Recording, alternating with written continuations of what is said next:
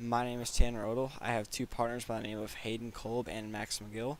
We are doing our presentation on the Cotton Kingdom, which is the cotton producing region of the southern United States, which was controlled by the Plantation Act. The capital of Cotton Kingdom was known as the Southern States. If there was to be a specific place, it would be Natchez, Mississippi. In 1838, Natchez alone brought 40,000 bales of cotton to New Orleans. Natchez town only had a little over 4,600 people, but the top 40 residents were known for cotton. They were some of the largest and wealthiest cotton planters in the South, in which a few of them were the biggest slave owners in the country. Nobody denied the fact of them being wealthy, as they had mansions lining the streets of Natchez. Annual cotton production increased from 4,000 bales in 1790 to over 1 million cotton bales in 1840. Cotton was 50% of America's export by the 1840s.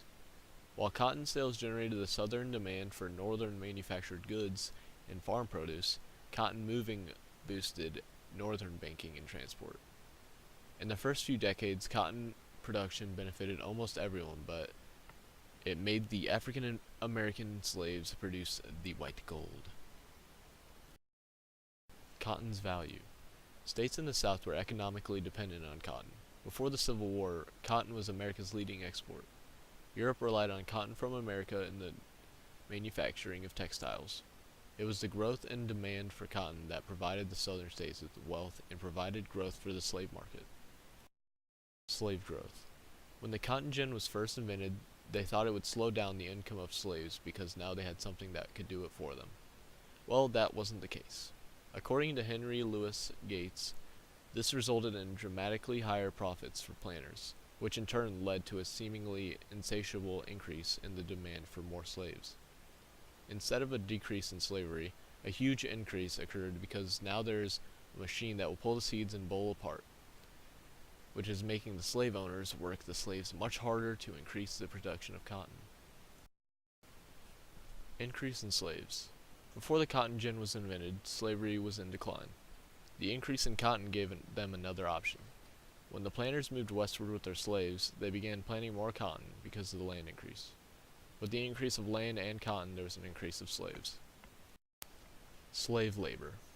On the biggest plantations, the owners would separate the slaves into groups of 20 to 60 to work early in the mornings, except on Sundays.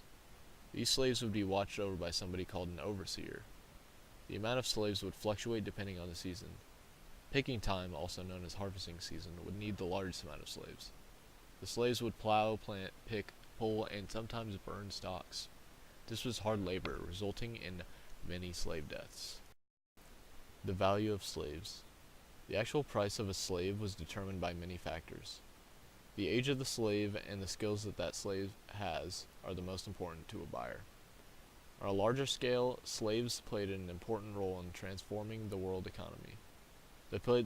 They provided the labor necessary to establish the settlements in the New World. Their work in fields created the first mass consumer market of goods, including cotton, sugar, tobacco, cocoa, and coffee. Edmund Richardson.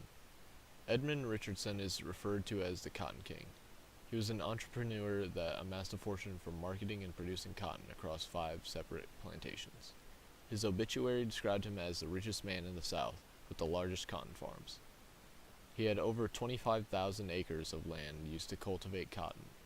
When he died, he was worth about $10 to $15 million. The overseer. An overseer was somebody who would watch over their slaves, making sure they were doing their job and didn't escape. Most overseers didn't have a good reputation. Most of the time, planters would hire them to boss around slaves, because they themselves didn't want to. Not all plantations were awful and full of punishments. Unfortunately, there were some plantations where physical punishments would occur frequently by the white overseers, and sometimes the slave drivers would attack the slaves.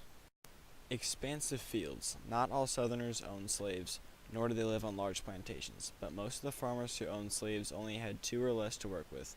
Unfortunately, most of the wealth came from the farmers who owned dozens or even hundreds of slaves due to the sheer fact they had large plantations. Most of the bigger plantations were expansive fields, which the farmer wouldn't work by themselves but would update the books, check the fields, and buy supplies. Slave trade declined. The Society for the Abolition of the Slave Trade focused on persuading Parliament to prevent slave trade rather than demanding the abolition of slavery altogether for the 1807 Act. Slave owners in Maryland and Virginia made a market protected by a federal ban on American slave trade in 1808. Slaves were gathered up in lines on the boats. This became a big business in the Cotton Kingdom. Cotton gin. In 1792, a widowed Georgia plantation owner by the name of Catherine Greene had Eli Whitney tutor her children on their plantation. Cotton planters at the Greene estate thought it was difficult to supply the British with cotton.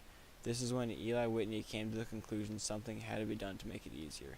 He created a machine called the cotton gin. The cotton gin would separate the seeds and ball by using two metal rollers with mounted teeth.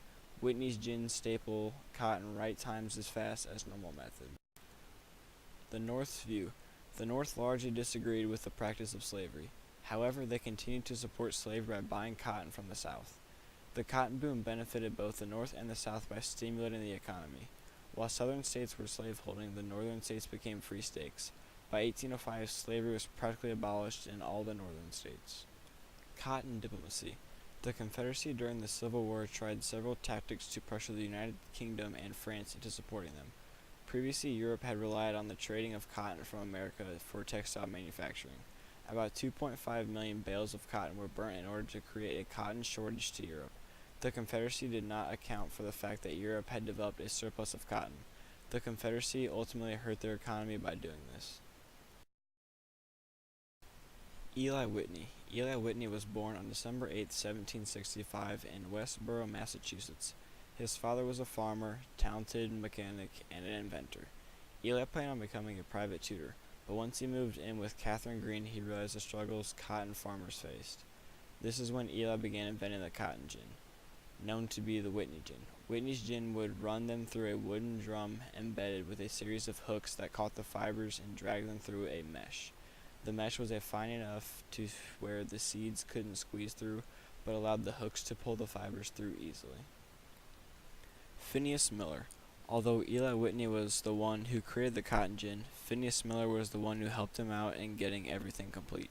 When Eli first got the idea of making the cotton gin from Catherine Greene and created it, Phineas Miller helped him out with the production process and in making more of them. Catherine Littlefield Greene. Catherine Littlefield Greene was born on February 17, 1755. Her father, John Littlefield, was part of the Rhode Island legislature, and her mom was a descendant of the Block Island settlers. Her mom passed away when she was only 10 years old, so she moved in with her aunt and uncle. In 1792, Catherine met Eli Whitney, who later invented the Whitney gin. Catherine suggested Whitney build a machine that could clean seed cotton. Little did Catherine know, Eli went on to make that machine. Frederick Olmsted. Frederick Olmsted was known as an architect. He was born in Hartford, Connecticut in 1822. Olmsted wrote a book called The Cotton Kingdom. Olmsted said cotton monopoly in some way did them more harm than good. He believes that this made the Southerners make only one crop, which was cotton, and forced them to rely on imports. Unfortunately, this made the Southerners feel like they had power to take control of the slaves, forcing the slaves to work for them. William E. Dodd. William was born on October 21st, 1869, born near a farm in Clayton, North Carolina, and passed on February 9th, 1940. William was a well-known historian and author. On top of that, he served as United States Ambassador to Germany. He was also the author of The Cotton Kingdom. The Cotton Kingdom book. The Cotton Kingdom by William E. Dodd is a book he wrote about the Cotton Kingdom. According to William E. Dodd, the Cotton Kingdom extended a distance of more than 1,000 miles from South Carolina to the neighborhood of San Antonio, Texas. William is saying the Cotton Kingdom wasn't just a little town having slaves. He is saying it went on for thousands of miles. The cotton lands combined in 1850 were roughly 400,000 square miles. Why was the cotton king in the South? After sugar and tobacco, cotton became one of the world's most luxurious items. But the production process created millions of blacks into being treated like tools rather than people. According to Steve Dale, in 1860, the value of the slaves was roughly 3 times greater than the total amount invested in banks. If the slaves were worth that much, then why did they treat them so terrible? Despite that, the slave owners didn't always care about their slaves. They were more worried about making money off of cotton than taking care of the slaves. Cotton Belt. The Cotton Belt was an area of high cotton production in the southern states of America. Planters in the Cotton Belt had especially large plantations. Advancements in technology revolving around cotton stemmed from the Cotton Belt. Creating a stronger cotton was the goal of some scientists in the Cotton Belt. Factories specializing in balling cotton were erected in the Cotton Belt. Largest cotton producing state, Mississippi. Mississippi was economically and politically dependent on the production of cotton, as was the entirety of the South. It was the South's economic backbone, and without it, Mississippi would not have thrived as well as it did. When the secession of the states in the South occurred, separating itself from the United States in 1861, they used cotton to provide revenue for its government, arms for its military, and the economic strength in order to form a diplomatic strategy for the Confederate nation. The growth of the Cotton Kingdom. The westward and southward movement of the southern economy was influenced by the new crop technology that permitted the expansion of short staple cotton production, as well as the innovations in transportation, steamboats, canals, railroads that increased accessibility to markets at lowered cost. The westward movement was persistent throughout the period, but greatly accelerated in the cotton booms of the 1830s and the 1850s. Conclusion: the importance of cotton. Few knew that the 7 bales sitting in Liverpool that winter of 1785 would change the world, but they did. By the early 1800s, the American South had developed a niche in the European market for luxurious long staple cotton grown only on the sea islands off of the coast of South Carolina, Georgia, and Florida. Before long, merchants and planters alike set out to develop strains of cottonseed that would grow farther west on the southern mainland, especially in the new lands opened up by the Louisiana Purchase of 1803.